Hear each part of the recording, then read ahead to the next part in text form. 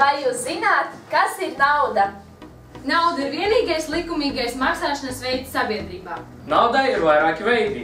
Skaidrā naudā, bezskaidrā naudā un akreditīvi. Mūsdienās katram cilvēkam ir izveidojies savs priekšstats par naudas vērtību, transformēšanu un uzglabāšanu. Viens glabā naudu zeķē, otrs krājkastē, bet trešais makā. Pat man mūsdienās ir šāds naudas maks, un tad kurš ir vienādais? Es vai jūs? Mans naudas maks veic arī kriptovalūtas operācijas – Bitcoin, Dogecoin un OneCoin.